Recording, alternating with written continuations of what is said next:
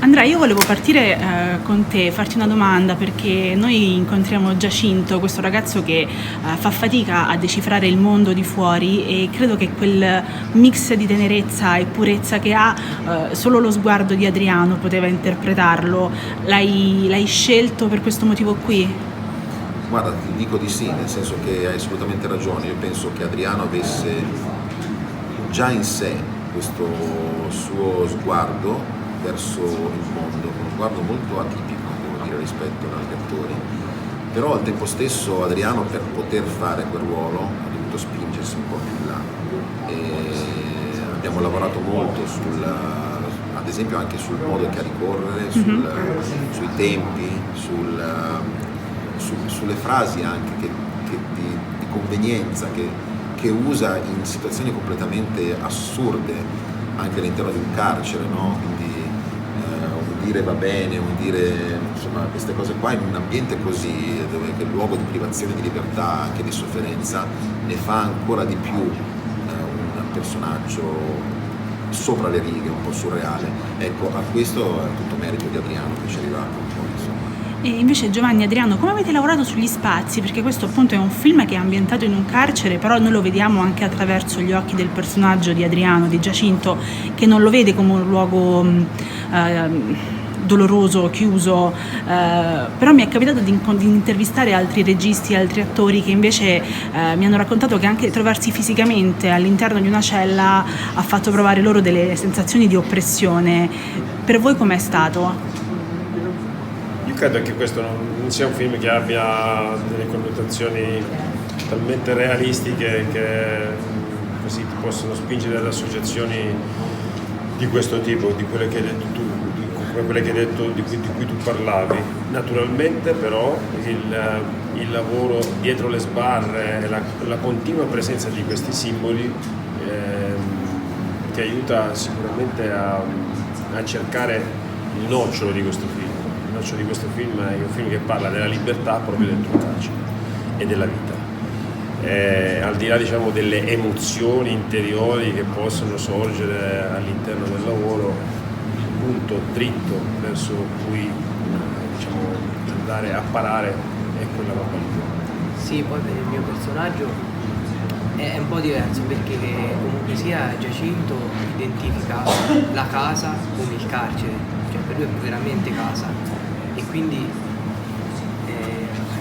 interpretando questo personaggio, per me i luoghi in cui giravamo li consideravo appunto casa.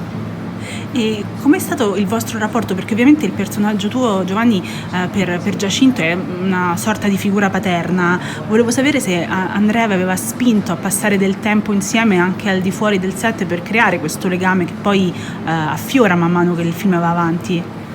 Credo che sia bastata una condizione che abbiamo vissuto sul set. Non è stato un set in cui ognuno stava a casa sua, diciamo, non lo so, magari a Roma o in qualche altra città d'Italia. No, abbiamo vissuto un piccolo nucleo di italiani in Ucraina e quindi condiviso una vicinanza anche extralavorativa, che secondo me fa la differenza in ogni situazione del genere. Andrea, c'è un aspetto che ho notato: man mano che Giacinto cresce, però il mondo intorno a lui rimane fermo. Penso ai lavori che non finiscono mai. Come l'hai costruita questa cosa? Ma in realtà quella dei lavori proprio era una specie di critica forse a un certo immobilismo che abbiamo anche nel nostro paese a volte, su alcune dinamiche, su alcune questioni. Però il motivo principale è perché, essendo questo un mondo fiabesco, no? Una favola creata, serviva proprio appunto un luogo senza spazio, senza tempo, quindi per quel motivo anche crescono i personaggi, ma poi il mondo intorno è sempre uguale, anche perché questo è il carcere di fatto. Il carcere è un luogo dove il tempo è una variabile che funziona solo quando sai quando esci da quel luogo, se no non ha nessun valore. E questo ho voluto riportare anche nel film. Cioè, per certi versi la storia di Giacinto, che è la storia della sua vita, è all'interno di un posto, di un luogo dove le altre persone, come ad esempio mi piace citare Nina Naboca che interpreta Rocky, che è una specie di madre putativa per Giacinto, ecco, per lei il tempo non ha spazio, tant'è che lo conta con le dita. Adriano, proprio parlando di Roghi, credi che il fatto che Giacinto riesca a vedere il buono in chiunque, no? Questa empatia che ha, sia qualcosa della quale dovremmo fare un pochino tesoro tutti? A volte ci dimentichiamo di guardare le persone con un occhio meno duro. Credo di sì, perché poi, vabbè, a parte che Giacinto conosce Roghi da quando è bambino, quindi i bambini sono tutti ovviamente, non hanno le strutture, diciamo, mentali che può avere un adulto, quindi per Giacinto sono fondamentalmente tutti uguali, e quindi sì, probabilmente ecco, la figura di Roghi, che poi è quella della madre di Giacinto, sostanzialmente il film, diciamo, non è che va a giudicare verso il personaggio di Roghi, quindi sì, in questo nuovo senso il messaggio è giusto.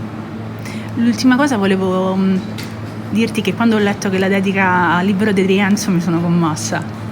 Guarda, Grazie. No, grazie a tutti quelli che l'hanno notato. Insomma, Libero doveva far parte di questo grande viaggio insieme a noi. Purtroppo io l'ho sentito 2 settimane prima. Tra l'altro, lo citavo anche prima, una delle questioni classiche di Libero, non so, aveva perso un documento, doveva rifarlo, aveva chiesto aiuto a noi per fare una lettera per il documento. Le cose, insomma, che rendevano Libero poi la grande persona che era, la grande artista che era. E ci è mancato tanto, e quindi ho voluto dedicare questo film anche a lui. Grazie mille. Grazie. Grazie a te.